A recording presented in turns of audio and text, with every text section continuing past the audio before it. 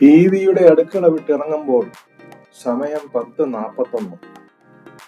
Delivery പൂക്കാട്ടുപടിയിലെ ഒരു ഫ്ലാറ്റിലാണ് എന്ന് മാത്രം അറിയാം. പുതിയ സ്ഥലമാണ്. പൂർണ്ണമായും ഗൂഗിൾ മാപ്പിനെ ആശ്രയിക്കേണ്ടി വരും. കിറ്റക്സിന്റെ വശത്തുകൂടിയുള്ള പൊട്ടിപ്പൊളിഞ്ഞ ഒരു റോഡിലൂടെയാണ് തുടക്കം.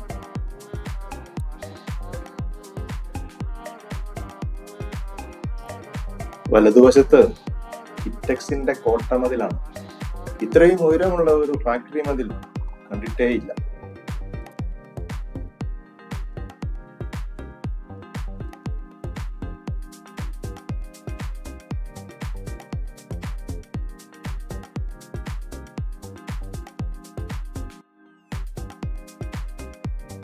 ഇതെല്ലാം കിറ്റക്സിന്റെ ഓരോരോ കെട്ടിടങ്ങളാണ് എന്ന് തോന്നുന്നു.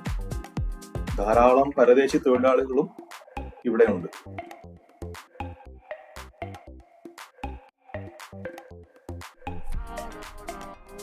കിഴക്കമ്പലം ടെക്സ്റ്റൈൽസ് എന്നതിന്റെ ഷോർട്ട് ഫോമാണ് കിറ്റക്സ് എന്ന് മിക്കവർക്കും അറിയാം. കിറ്റക്സിന്റെ ചരിത്രം പരിശോധിക്കുമ്പോൾ 1978 തുടക്കം.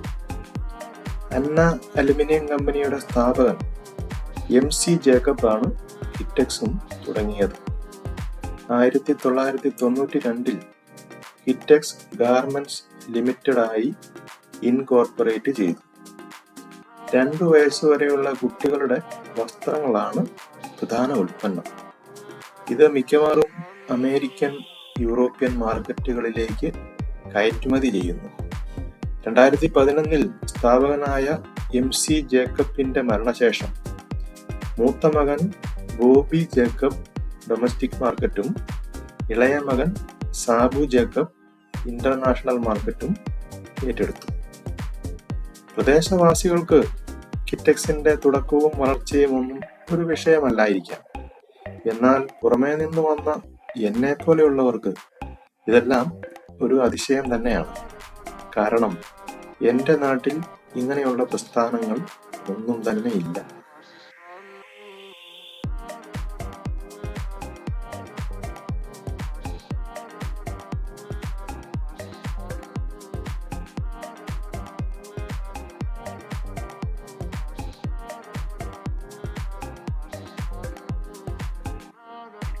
കേരളത്തിന്റെ വാണിജ്യ തലസ്ഥാനം ഇപ്പോഴും എറണാകുളം തന്നെയാണ് എന്ന് കരുതുന്നു. എൻ്റെ ചെറുപ്പകാലത്ത് തീർച്ചയായിട്ടും അതങ്ങനെയായിരുന്നു. അതുകൊണ്ട് തന്നെ എറണാകുളം ജില്ലക്കാർക്ക് മറ്റു ജില്ലക്കാരെ മിക്കവാറും പുച്ഛവുമായിരുന്നു. ഒരു സംഭവം പറയാം. എൻ്റെ ഒരു കസിൻ സിസ്റ്ററെ വിവാഹം ചെയ്തത് എറണാകുളം ജില്ലക്കാരനായിരുന്നു. അവരുടെ വീട്ടിൽ ഞാൻ കുറച്ചുനാൾ താമസിച്ചിട്ടുണ്ട്. പുള്ളിക്ക് ഒരു രാജദൂത് ബൈക്ക് ഉണ്ടായിരുന്നു. 1987 കാര്യമാണ്. ആ ബൈക്ക് രജിസ്റ്റർ ചെയ്തത് എറണാകുളം ജില്ലയിലായിരുന്നു. KBE registration. ഇന്നത്തെ പോലെ വാഹന പെരുപ്പം ഒന്നും ആയിട്ടില്ല. ഇടയ്ക്ക് അയൽപക്കത്തുള്ള മറ്റൊരു വ്യക്തി ഒരു ഹീറോ ഹോണ്ട CD 100 വാങ്ങിച്ചു. അക്കാലത്ത് അതിഭയങ്കര മൈലേജ് ഉള്ള ഒരു വാഹനമായിരുന്നു അത്. പുള്ളി അത് രജിസ്റ്റർ ചെയ്തത് സ്വന്തം ജില്ലയായ ഇടുക്കിയിലാണ്. KLI registration. നമ്പർ പ്ലേറ്റ് കണ്ടിട്ട് എറണാകുളം ജില്ലക്കാരന്റെ സഹോദരി വളരെ പുച്ഛത്തോടെ പറയുകയാണ്, അയ്യേ ഇടുക്കി നമ്പർ. വലിയേട്ടന്റെ വണ്ടി കണ്ടോ? എറണാകുളം നമ്പറാണ്, എറണാകുളം നമ്പർ. ഇന്ന് വലിയേട്ടനുമില്ല, അനിയത്തിയുമില്ല, എറണാകുളം നമ്പർ വണ്ടിയുമില്ല. എല്ലാം വിലയം, വിസ്മൃതി.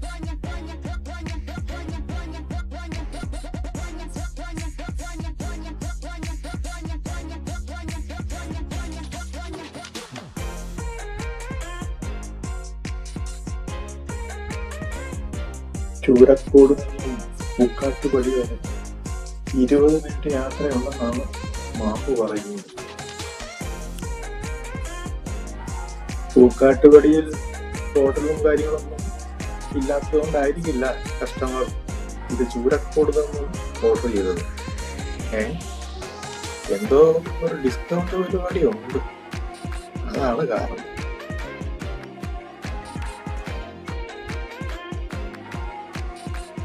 രാത്രി വൈകുമ്പോൾ അന്നത്തെ ഭക്ഷണ സാധനങ്ങൾ വിറ്റ് തീർക്കാൻ വേണ്ടി ഹോട്ടലുകാർ ഒരുപക്ഷെ ഡിസ്കൗണ്ട് കൊടുക്കും. ആ ഡിസ്കൗണ്ട് നോക്കിയെന്ന് സാധനം വാങ്ങാൻ ഒരു കൂട്ടം ആളുകൾ ഇവിടെ ഉണ്ട് എന്ന് വളരെ വ്യക്തം.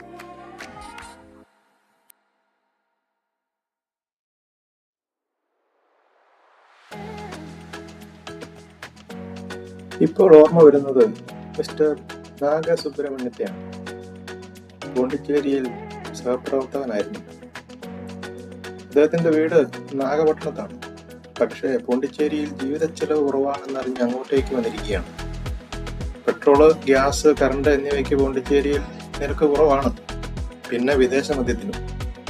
ഈ നാഗസുബ്രഹ്മണ്യം ജീവിതച്ചെലവ് പിന്നെയും കുറയ്ക്കാനായിട്ട് രാത്രി 9 മണിക്ക് ശേഷം ഒരു കറക്കമുണ്ട്. പച്ചക്കറി, മീൻ എന്നിവ ആ സമയത്ത് വൻ വിലക്കുറവിൽ കിട്ടുമത്രേ. ഇപ്പോൾ എന്തായാലും കോടീശ്വരനായി കാണും, തീർച്ച.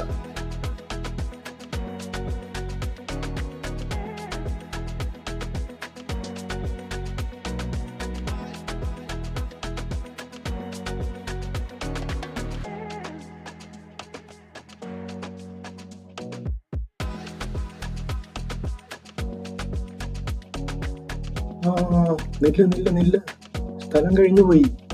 എടുക്ക യൂട്ടേൺ.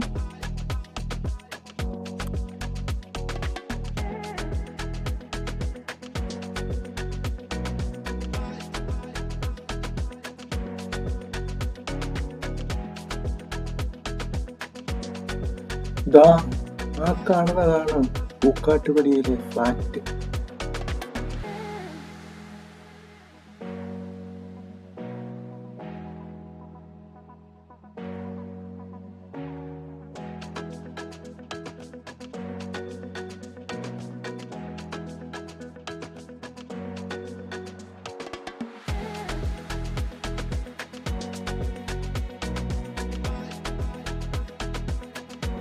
ഇനി കുറെ നേരത്തേക്ക് സെക്യൂരിറ്റി അളിയനാണ് താരം.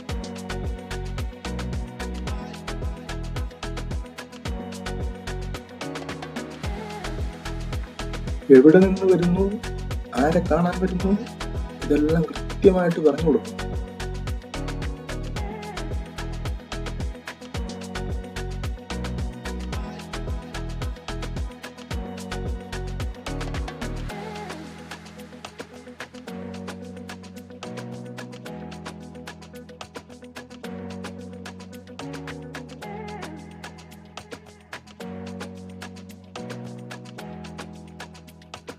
അങ്ങനെ ഡോക്യുമെന്റേഷൻ കഴിഞ്ഞു.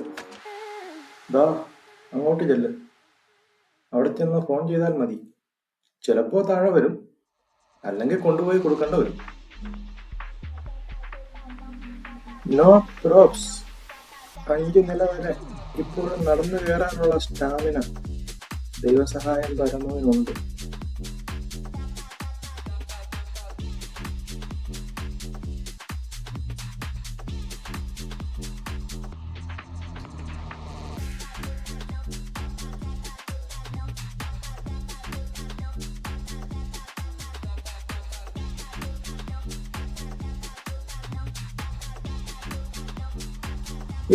അതിന്റെ ഒന്നും ആവശ്യമില്ലെന്നേ. ഡിസ്കൗണ്ട് ഭക്ഷണവും കാത്ത് ആള് ഇതേ താഴെയുണ്ട്.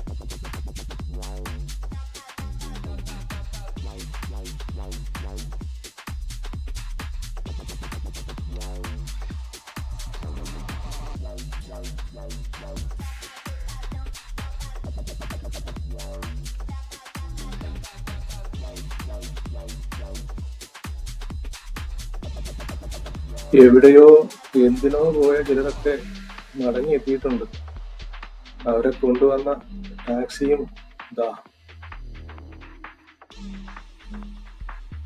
ഇനി ആർക്കു വേണ്ടി, എന്തിനു വേണ്ടി വെയിറ്റ് ചെയ്യണം?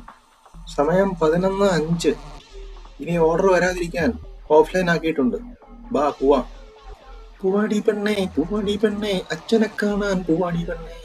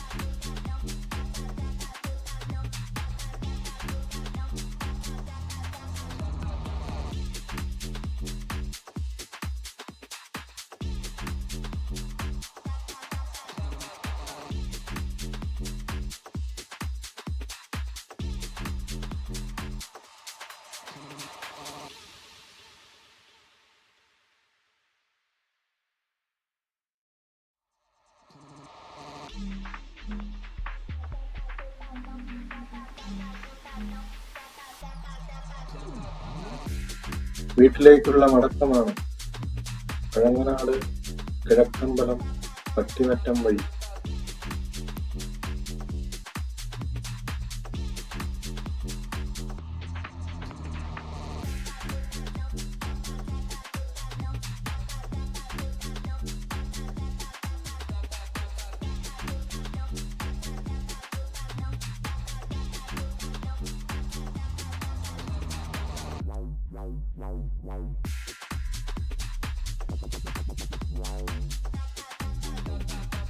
പട്ടിമറ്റത്തു നിന്നും കോലഞ്ചേരിയിലേക്ക് തിരിയുന്നു.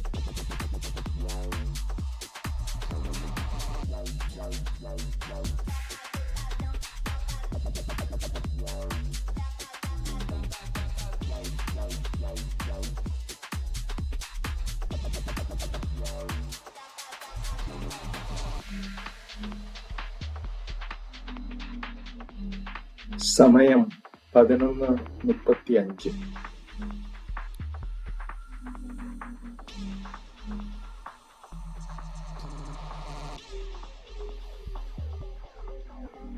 രാത്രി സഞ്ചാരി ഇന്നത്തെ സഞ്ചാരമെല്ലാം കഴിഞ്ഞ് വീണ്ടും വീടണഞ്ഞിരിക്കുകയാണ്. നാളത്തെ സഞ്ചാരത്തിന്റെ കഥകളുമായി വീണ്ടും കാണാം.